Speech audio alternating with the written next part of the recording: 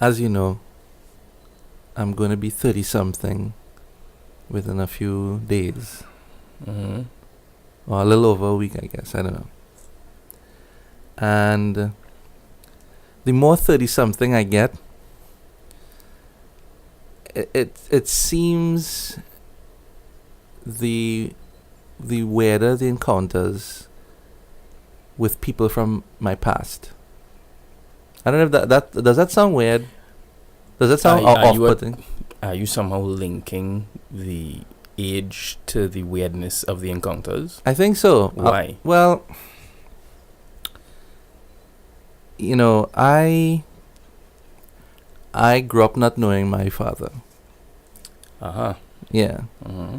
But despite that, and 110% of the credit goes to my mother, I probably had one of the most beautiful childhoods in any of my previous lives. Okay. If you want to put it like that, right? It was just beautiful.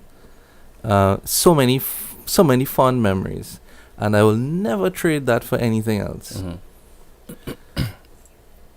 I am not even. This is gonna be so weird for me to say, so conceited, but I'm not famous. We're both in the entertainment industry. Mm-hmm. We're both filmmakers, but we're not famous yet. Not even a little bit. Not even a little bit famous, like really, really famous. However, everything that I've encountered thus far from being within the film industry has always been playing out like a typical cliche movie scene. Believe me when I tell you that that is the God honest truth. Case in point.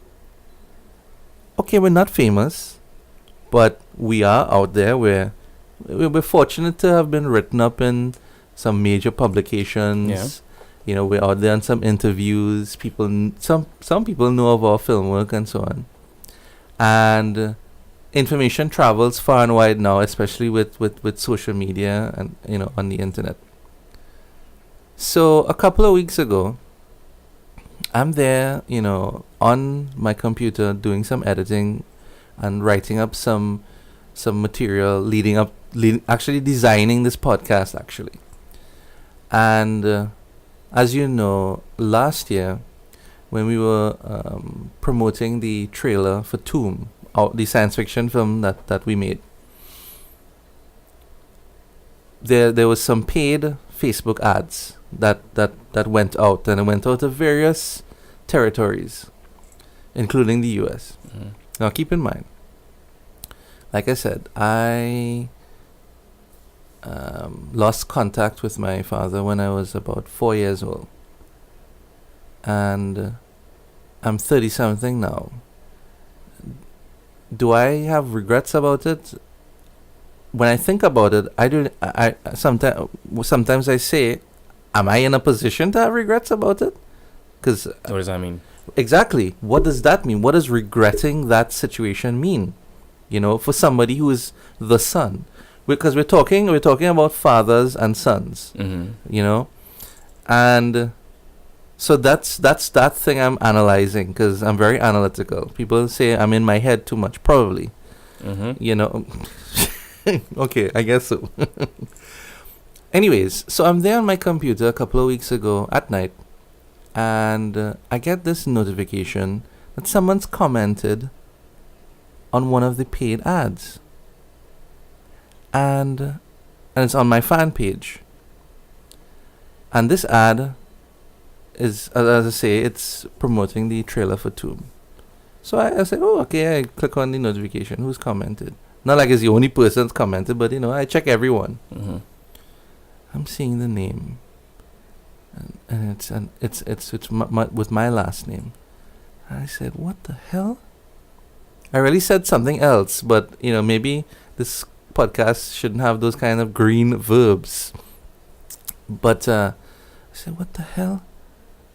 And this is what the message was, or the comment. Hey Nick, I have a surprise for you. It's your dad. I'm in California now.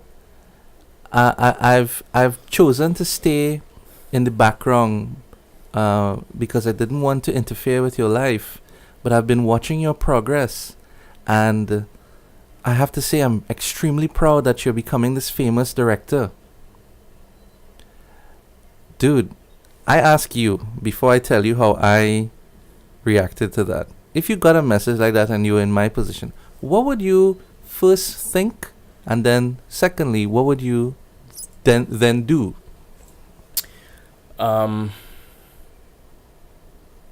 What would I do? I think in a situation like that, no reaction is wrong. Okay, yes.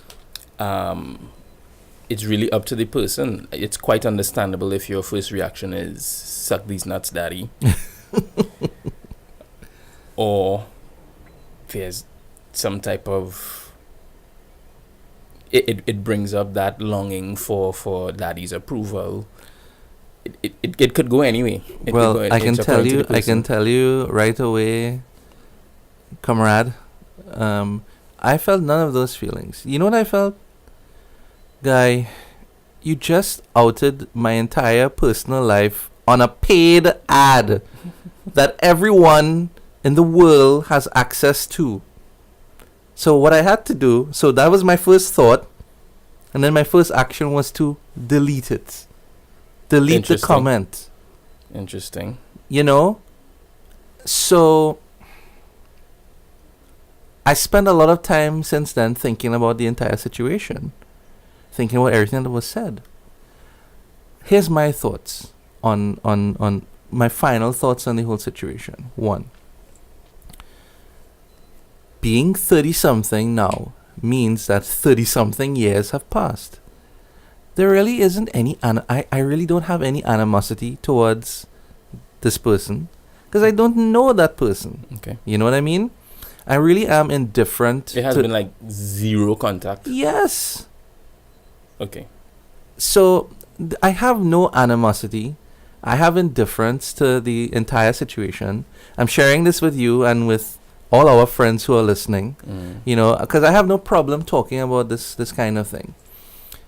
Because what I'm getting to say is, the way how I have chosen to live my life since that point of separation of contact is that whatever I do when it comes to meeting the right woman and thinking about planning a family, I will never ever I will work my ass off and dedicate my entire existence to never letting that happen with my children, my son, whoever my son will be.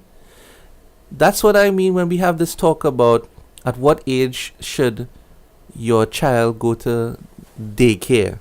I want to tell you something, pal. My views on daycare, I don't care. You want to call me sexist, chauvinist, patriarchal oppressor of women? If you are my wife, which I'm not. Thank God. But okay, if you are my if you are my wife, we have to work out something where if I'm on set and I'm directing something, whatever, you have to raise the child. And raise the child for a certain amount of years in its early stage, and at minimum 5 years. 5 years is when I will send you off to kindergarten or preschool or what have you. But the thing is, not everybody has the means to do that. Understood. Hence the reason why you take your time, you think things through, and don't just say, well, it's biological, that you have to do what you have to do. You're supposed to be operating at a higher level of consciousness. I know it's not going to be easy for everyone, but this is why the world is in such a chaotic state. You understand what I'm saying, man? Family planning here. Okay, we're talking about it. Let's talk about it, because I really wanted to get this off my chest. Listen, I'm so attracted to the woman who has her own ambitions, who wants to do great things with her life, who wants to create stuff. I'm attracted to women who want to do amazing things with their life. Mm-hmm. I really can't do anything with a woman who wants to be taken care of constantly. But on this particular topic, when it comes to children, and I'm talking about when you know a child is newly born. Mm-hmm. No, I'm never ever going to let my child be, especially when they're 18 months, less than 2 years, and hand that child off to a daycare. You must be mad. If it comes down to a point where the wife has a job and she has her commitments and all that stuff, and I'm working on set, dude, I made up my mind already. There'll be what you call those things, playpens, Mm-hmm. and all that. I will have a playpen while I work, and I'll make certain, obviously, that it's not placed in a danger zone.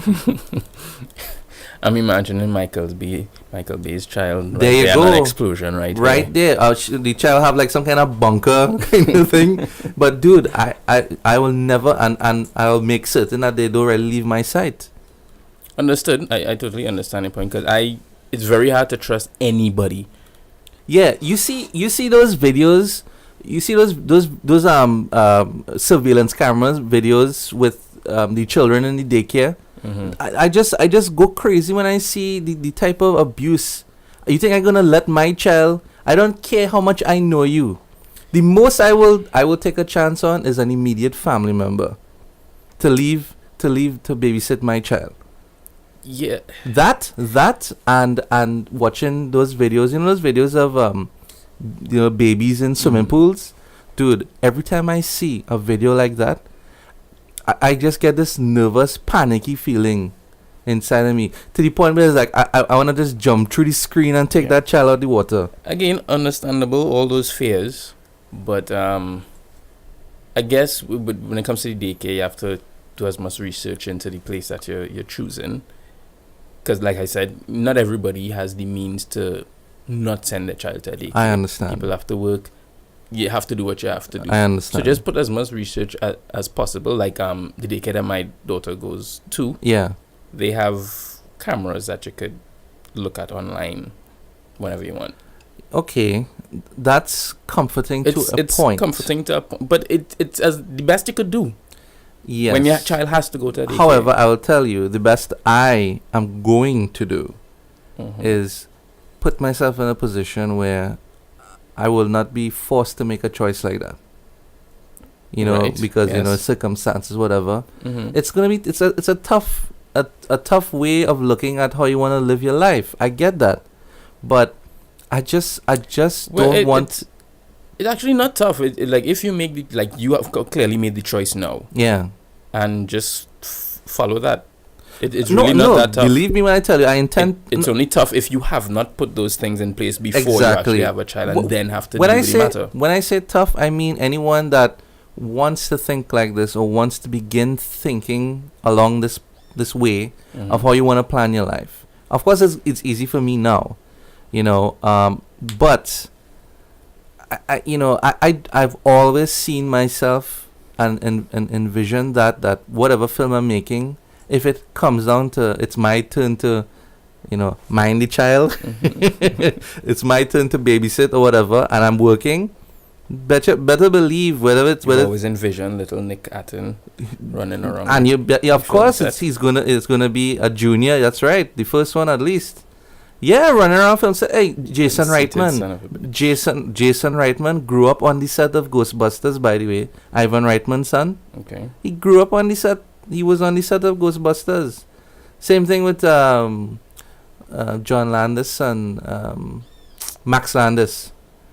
These are all children from famous directors, and they grew up on sets.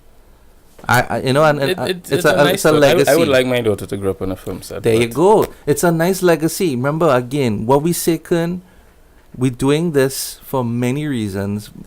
For me, one of the major reasons is for legacy.